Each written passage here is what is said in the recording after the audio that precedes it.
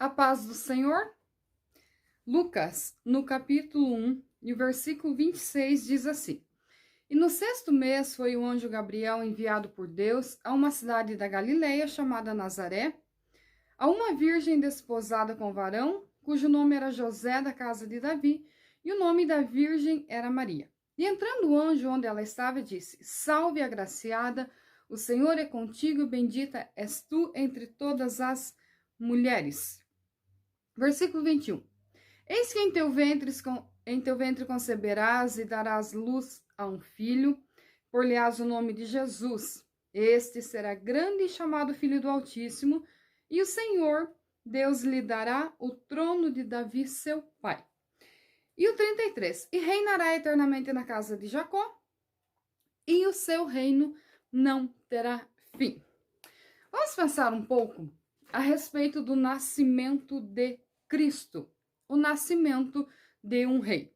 Bem, nós sabemos que não se nascem reis, se nascem príncipes, mas no caso de Jesus, não. No caso de Jesus, quem está nascendo é um rei.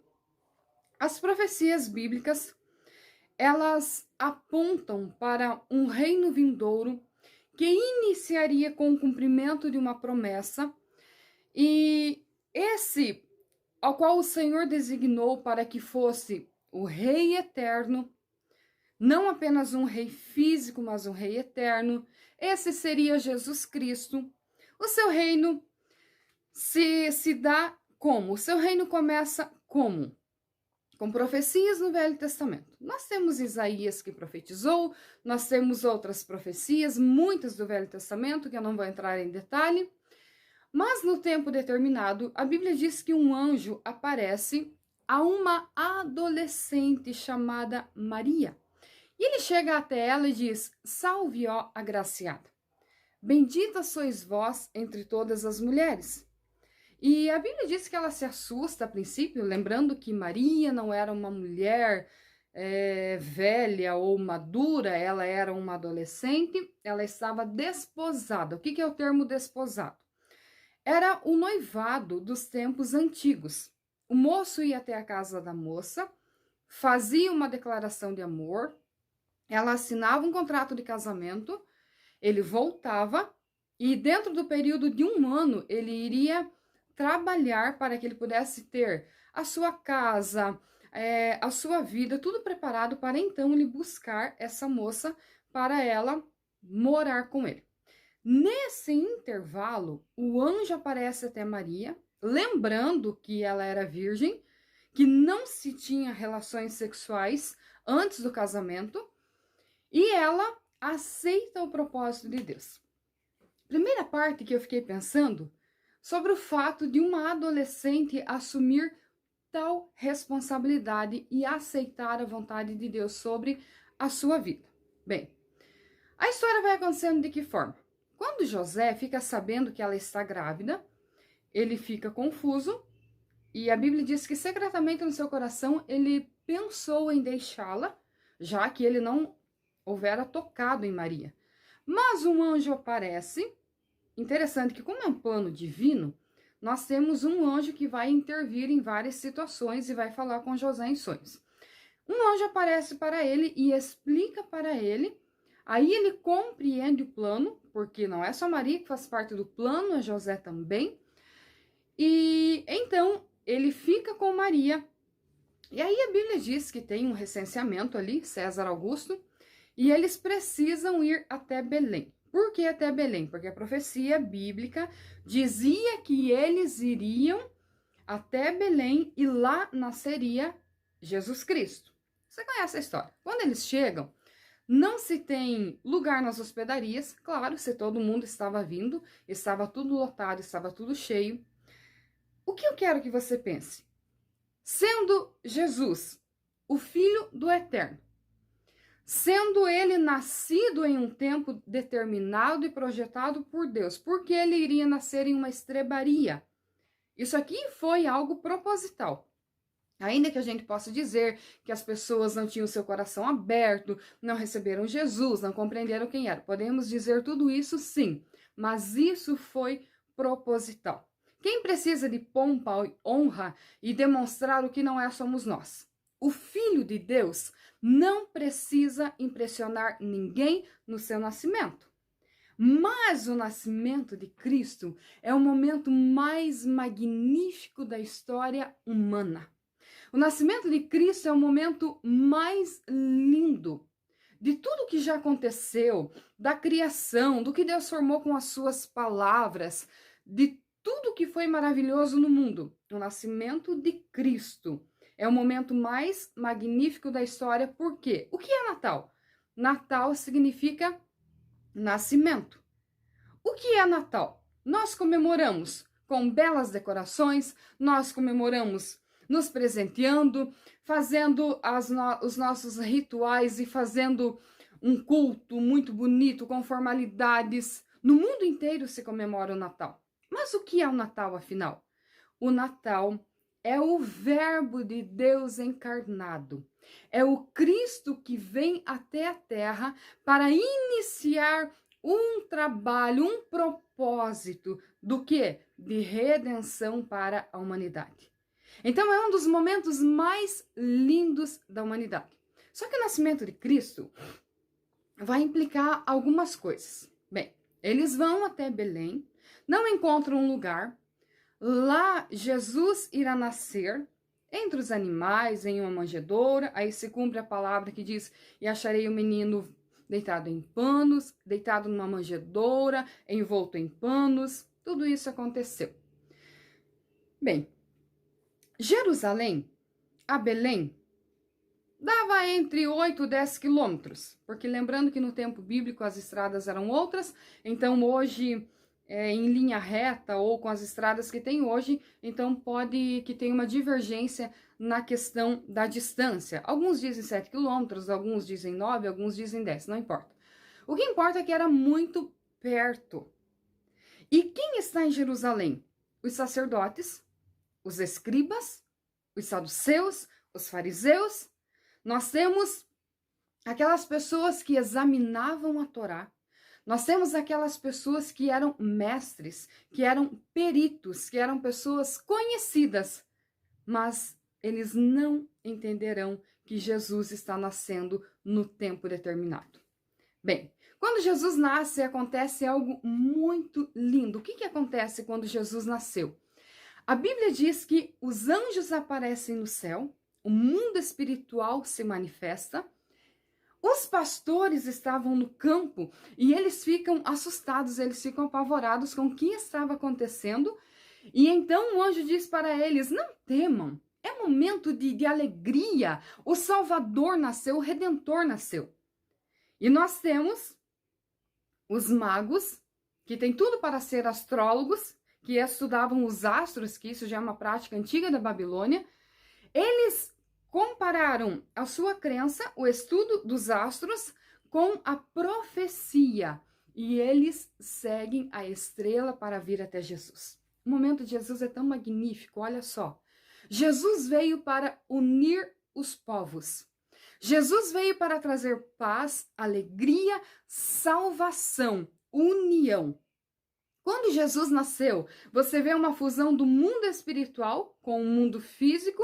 Jesus se revelou para quem quis. Os pastores eram pessoas pobres. Os pastores de rebanhos, nós os vemos assim como algo muito legal, mas nos tempos bíblicos, pastorear rebanhos era para pessoas muito simples e muito pobres.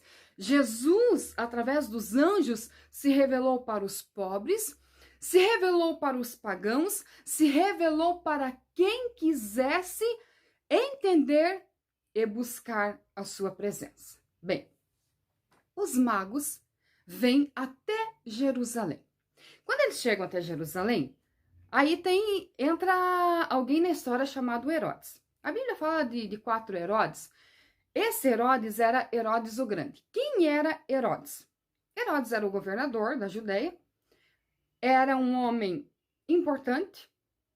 Ele reformou o templo de Jerusalém, ele fez construções, era um homem inteligente, estrategista, mas era um homem com muita sede de poder. Esse homem mandou matar os próprios filhos, Esse homem mandou matar a própria sogra. Qualquer pessoa que ele achasse influente e qualquer pessoa que ele imaginasse que poderia tomar o seu lugar, o seu poder, ele mandava assassinar. Ele mandou assassinar a família da esposa e, por último, então, a sua esposa Mariana. Ele teve 9 esposas, segundo a história. Mariana foi sua esposa preferida, mas quando ele vai para uma viagem, ele também manda matar essa mulher. Por quê? Porque ele imaginou que ele iria viajar e ela poderia traí-lo, ela poderia fazer alguma coisa enquanto ele não estivesse. Esse homem é um homem com muita sede de poder. Portanto, quando os magos vêm e passam a Jerusalém, porque eles foram seguindo a estrela os levou até lá, depois até Belém. Quando eles chegam em Jerusalém, eles perguntam para Herodes, olha a estratégia de Herodes. Ele diz o seguinte: eu ouvi falar do nascimento desse menino, desse rei, então eu quero pedir a vocês o seguinte: vão, adorem e depois me digam a localização desse menino, para que eu possa adorá-lo.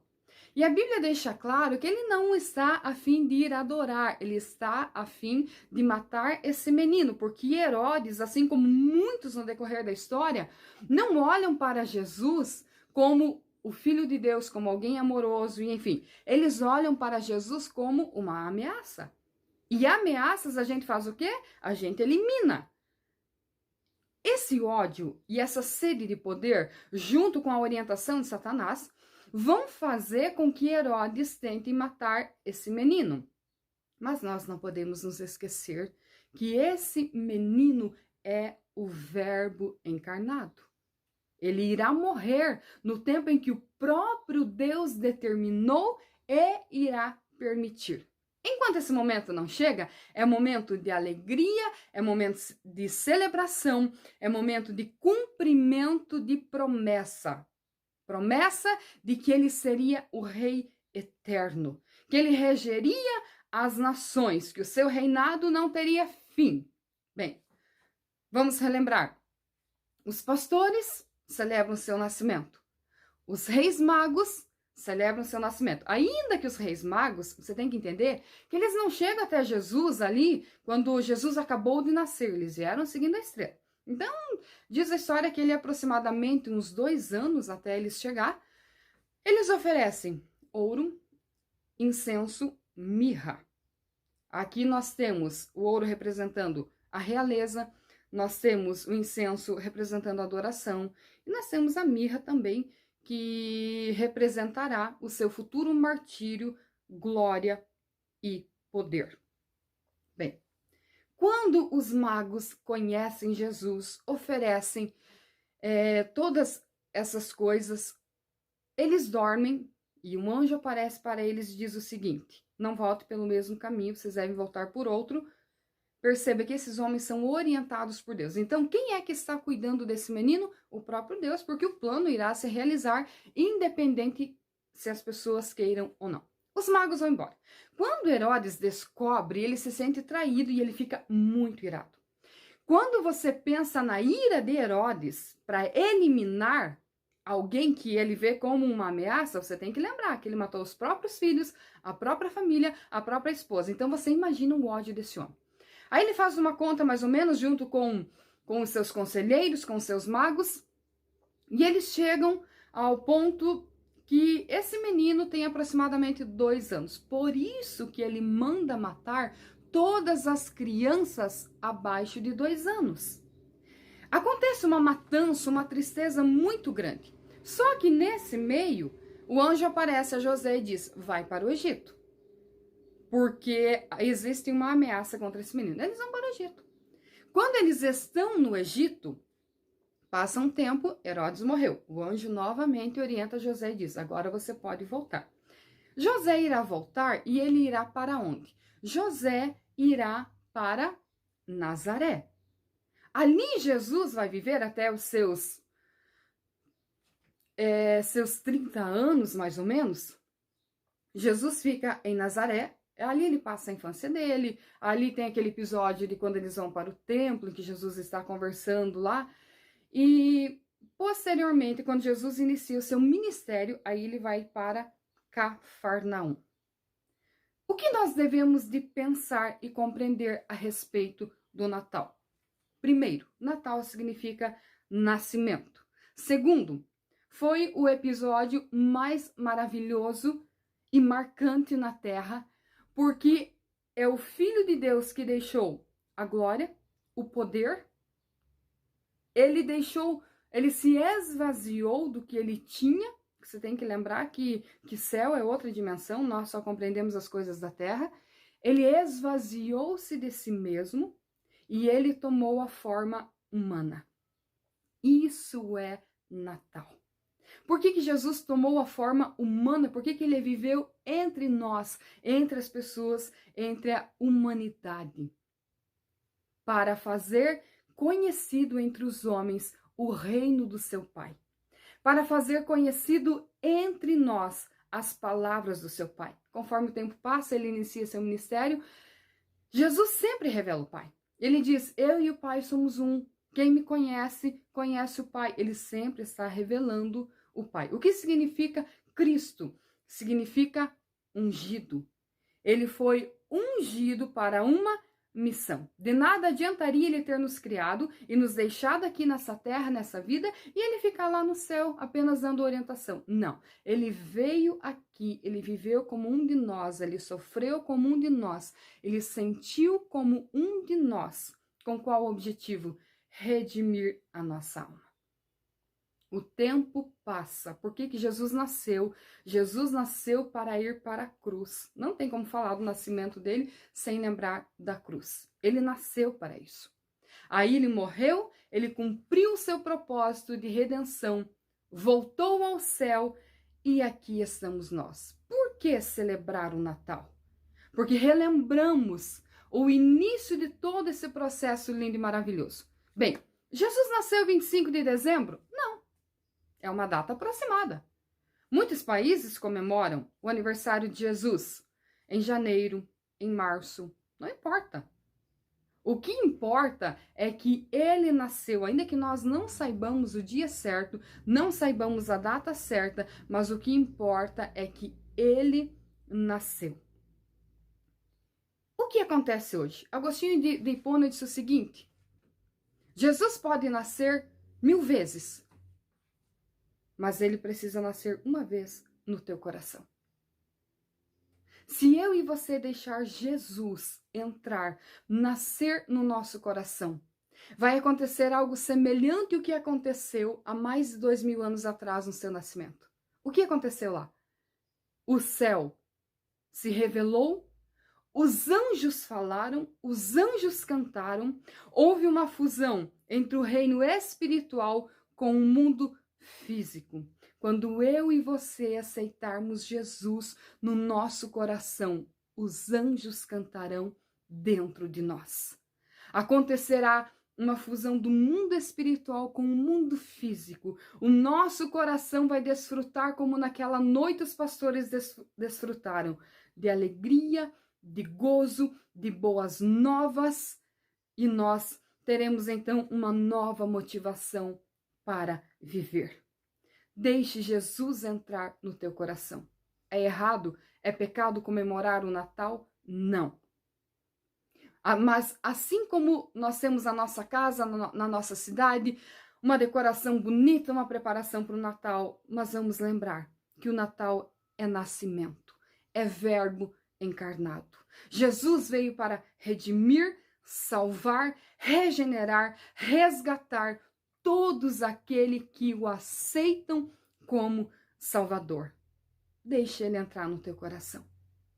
Porque quando ele entrar no teu coração, na tua casa, na tua vida, haverá resgate, haverá redenção, haverá alegria, e nós não viveremos como ovelhas errantes, mas nós viveremos como ovelha que tem pastor. Ele veio para nos guiar, ele veio para nos orientar, ele veio para nos resgatar, ele veio para nos pastorear. E lembre-se que ele é o Rei eterno. Geração vem, geração vai, mas ele é o Rei. Onde está Jesus hoje? Após cumprir todo o seu ministério terreno que iniciou com o seu nascimento em forma humana. Após ele cumprir tudo, hoje ele está no céu, na glória, à direita do Pai eterno. E assim como os magos fizeram, nós podemos fazer hoje também, oferecer-lhe, de modo simbólico, ouro, incenso, mirra.